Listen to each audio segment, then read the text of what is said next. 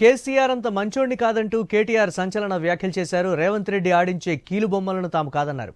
ఎవరిని వదిలిపెట్టమన్నారు. ఐఏఎస్లు తమతో టచ్లో ఉన్నారన్నారు.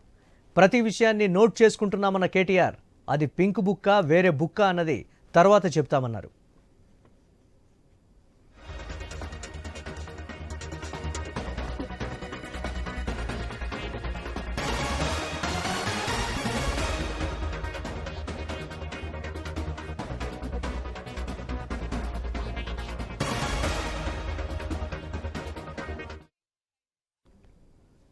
తాను కేసీఆర్ అంత మంచోడిని కాదంటూ కేటీఆర్ సంచలన వ్యాఖ్యలు చేశారు. రేవంత్ రెడ్డి ఆడించే కీలుబొమ్మలను తాము కాదన్నారు. ఎవరిని వదిలిపెట్టమన్నారు. ఐఏఎస్లు తమతో టచ్లో ఉన్నారన్నారు. ప్రతి విషయాన్ని నోట్ చేసుకుంటున్నామన్న కేటీఆర్ అది పింక్ బుక్క వేరే బుక్క అన్నది తర్వాత చెప్తామని అన్నారు.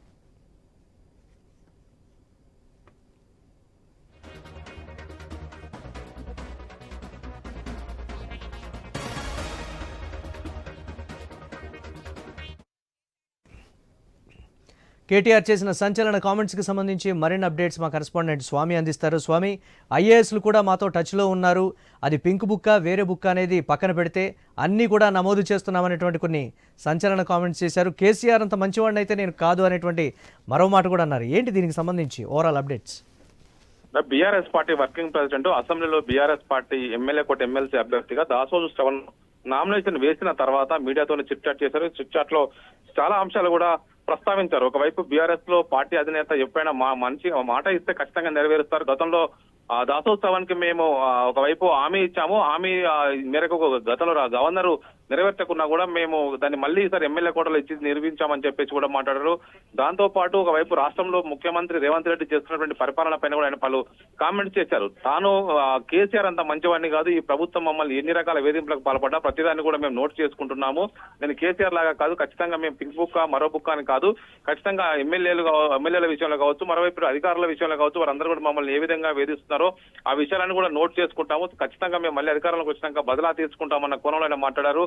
మరోవైపు ఈసారి అసెంబ్లీ బడ్జెట్ సమావేశాల్లో కూడా మరోమారు తనకు ఈ కార్ రేస్ వ్యవహారంలో తనకు నోటీసులు ఇచ్చి ప్రభుత్వం అడావుడు చేయాలనుకుంటుందన్న విషయాన్ని కూడా గుర్తు చేసినటువంటి కేటీఆర్ ఖచ్చితంగా అనేక మంది అధికారులతోటి ఐఏఎస్లు కూడా వాళ్ళందరూ కూడా మాతో టచ్ లో ఉన్నారన్న విషయాన్ని పదే పదే గుర్తు చేస్తూ అదే విషయాన్ని వాళ్ళు ప్రైవేట్ వ్యక్తుల ద్వారా మా ఫోన్లను కావచ్చు, మా వ్యవస్థలను కావచ్చు హ్యాక్ చేసి ఆ విషయాలు వింటున్నారన్న కేటీఆర్ ఖచ్చితంగా పని చేయించుకోవడం రేవంత్ రెడ్డికి రావట్లేదు. మరోవైపు రేవంత్ రెడ్డిని కాంగ్రెస్ పార్టీ అధిష్టానం నమ్మడం లేదు. ఇప్పటికే బీజేపీ కోవట్టని రాహుల్ గాంధీ పరోక్షంగా రేవంత్ రెడ్డిని ఉద్దేశించి మాట్లాడారన్న విషయాన్ని ఒకవైపు కేటీఆర్ గుర్తు చేశారు.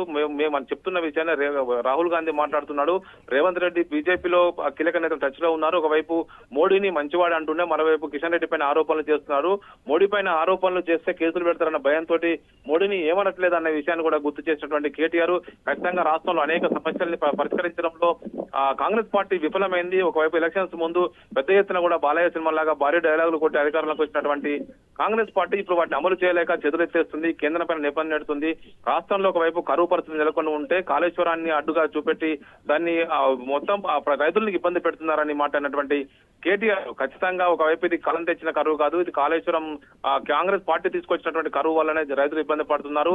ఖచ్చితంగా మేము దీని మీద ముందుకు వెళ్తామని చెప్పినటువంటి కేటీఆర్ మరోవైపు వివిధ అంశాలని చాలా అంశాలని మాట్లాడుతూనే మరోవైపు రానున్న రోజుల్లో వరంగల్లో భారీగా శోభతరా జనంలోకి వెళ్తాము. దీంతో పాటు ప్రతి అంశాన్ని కూడా గుర్తు చేసుకుంటున్నాము. రాష్ట్రంలో పెద్ద ఎత్తున కూడా రేవంత్ రెడ్డి అంటూ టీం కూడా స్కామ్లకు పాల్పడుతుందని ఆరోపణలు చేశారు.